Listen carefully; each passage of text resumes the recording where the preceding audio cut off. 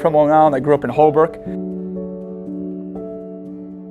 I'm one of 4 siblings. I had 3 sisters growing up. Went to Sachem High School. Graduated in '96, played volleyball there, played basketball, won 3 county championships. Went on to college of Mount St. Vincent, got my degree in special education. Went to Hofstra, came here for my master's in '02, where I got my degree in phys ed and health.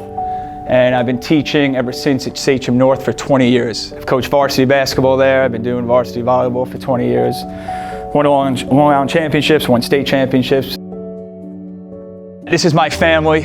That's my wife, Jen. She's a phys ed teacher. That's where I met her, where I work. These are my 3 kids, Giovanni, Gian, and Giuliana. They're my everything. They're my world.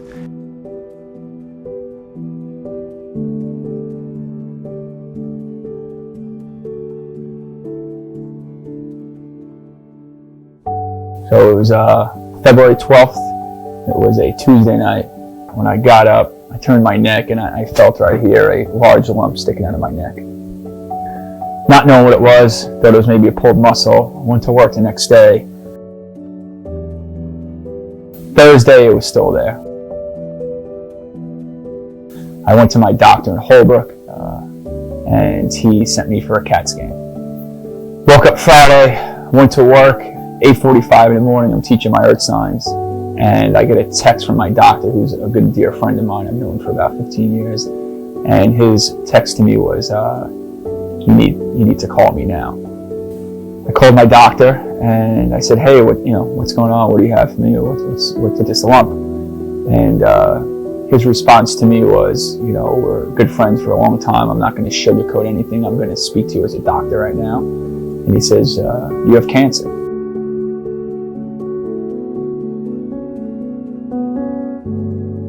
So he goes, "You need to leave school this moment and get out. I have an appointment set up with you in 2 hours up in Stony Brook." Got right to my principal's office, and right away she could see I was visibly upset. She said, "Come on in, what's wrong?" And I said, "I think I have cancer." So Jen came into the principal's office. Principal waited in the hallway. We shut the door, and obviously we had 10 minutes of our moment together of me sharing news to her, which was pretty difficult. We left the building right away, and the first call I had to call was my parents. So that was difficult. That was really difficult. You call your parents who brought you into this world, and brought you into this world, and now their kid is there's stuff going on that could possibly kill him.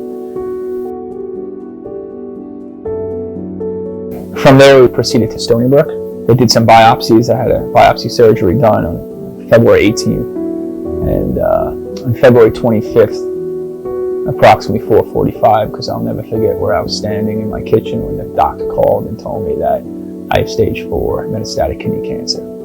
The words shock, disbelief, anger, confused, scared, all those thoughts ran into my head. So that was one of the obviously darkest moments of my life that night. We got into Sloan Kettering. I'm under the care of Dr. Lee, who's one of the top kidney specialists in the country, where they have fully diagnosed me now with non-clear renal cell carcinoma, which is kidney cancer. It's a small percentage of people get.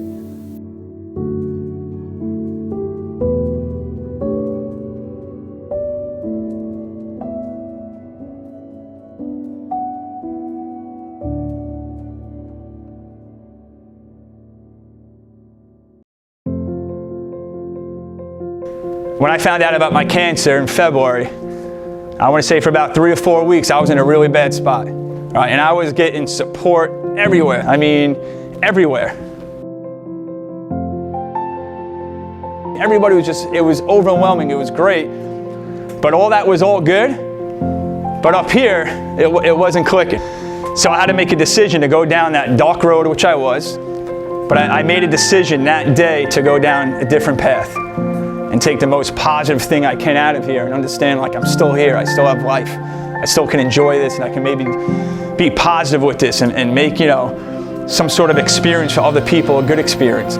So I went down that other path, and since then I haven't looked back, and I keep going.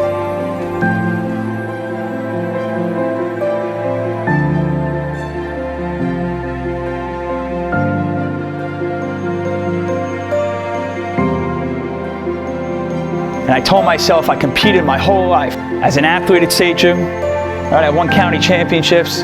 As a coach at Sachem, I've won states, I've won Long Island, I've always won. I said, why can't I make this disease, my life right now, a competition, a game? No matter where I ever played, if somebody worked hard, I always outworked them. If somebody ran fast, I would run faster. If somebody jumped high, I would want to jump higher. That's my mentality since I've been 7 years old playing sports. So why can't I do it right now with this battle? So I had to make a change. So my change is I treat my disease right now every day like it's a game day. Every day like it's a championship day.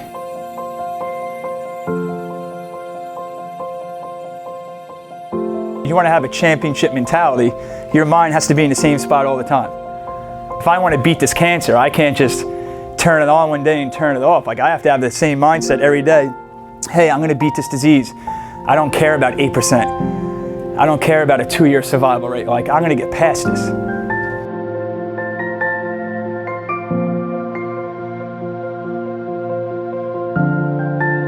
So what I started doing with this, when I turned that switch on March, I had to come up with something. So I told my wife, I'm going to just start setting goals for myself every day, just positive goals, small goals. Whether I write them down, I put them in my phone, or they're just in my head. And they can be simple goals, like just saying thank you, or hugging. You know, the one thing I tell a lot of my buddies now, I love you. It's not like the manly thing to do with your friends, right? But I do, I love them, because some of my friends go above and beyond. Right? I have family sitting back there. I have friends here that have jobs. They go out of their way to take care of me. I love them for that.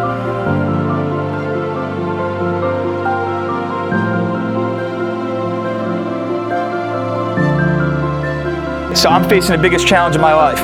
I try to equate everything right now as a large, large mountain that I have to get to the top. You guys will face challenges your entire life. But the best part about climbing the hill or climbing the mountain, and you're gonna get pushed down with gravity at times, it's gonna be hard to get up the mountain. There'll be days you wanna quit. There's days you're gonna suffer, you're gonna be in pain, whatever it is. But if you quit, that's forever. I can't quit. God forbid this doesn't go the right way for me. I don't want my kids when they're 20 years old to find out their dad's story that he quit. Because I'm not a quitter. So when you're facing your challenges and you're facing these hills, you have to keep going. You have to keep climbing that hill. Don't quit.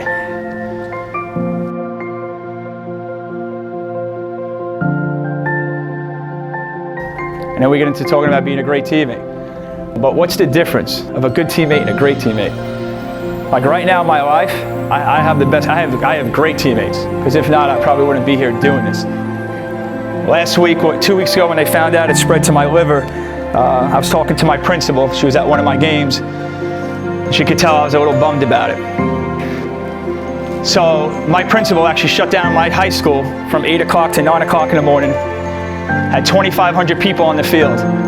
Every student, every teacher, custodian, kitchen staff, security guard. And they coned out on the football field my nickname Dezy, and they all filled it in with the blue sea of shirts. And they had this huge crane and lift, and they took this awesome picture just to pick me up. Like, these are the teammates I'm dealing with. Teammates right here. Some of my best friends back there. These people have jobs, have families, have work, and they drop things for me. That's unselfish. That's being a great teammate.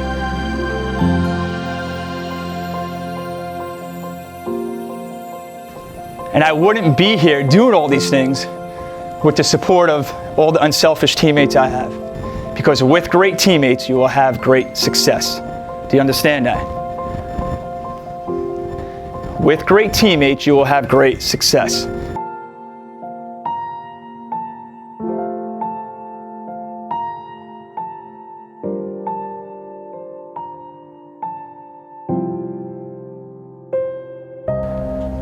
And on your tombstone, you have your date when you were born and the date you died.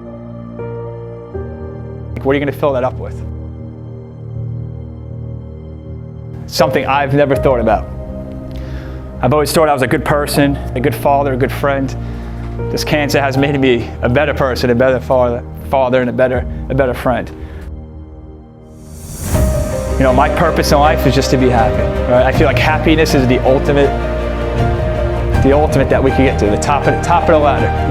Imagine if everybody was happy every day, what the world would be like. So I'm just happy. That's my goal every day. Do good things, be happy. My alarm goes off at 4:45 a.m. every day, 7 days a week. 7 days a week. You know why? Because at 4:45 p.m., that was the worst moment of my life. So now I just try to turn at 4:45 in the morning, the best part of my day. That's when I see the sun come up, I start my day in a good note. I get my mind going where it should be. How many times you guys wake up in the morning and go, oh, I have to go lift weights, 6 a.m., 5 a.m. We've all done it. When I was at work, I used to be Monday mornings at work. I hated Monday mornings. Right? I have to go to work. You just start your day off with this negative energy in your body. And it really made me reflect on like, why today is great.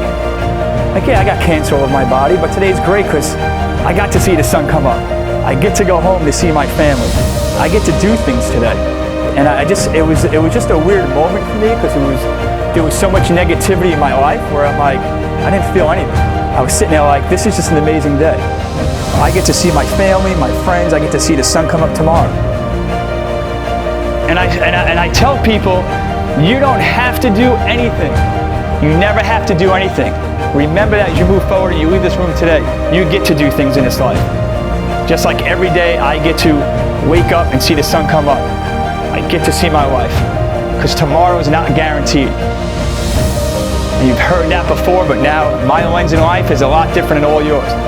I know when my time is up, so every day I get to do something special when I wake up.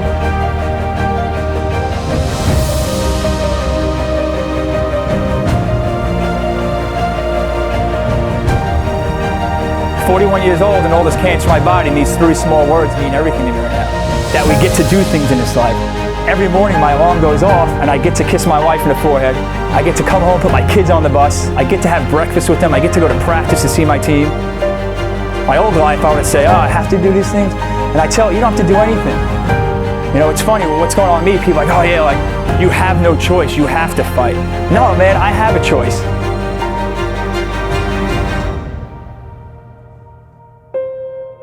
Because I've had some crappy days where I'm like, I think this is it. So yeah, we have choices on what we want to do. But every day is a special day that we get to do things. You don't have to do anything, but you get to do it. You get to do it, and that's really special, I think.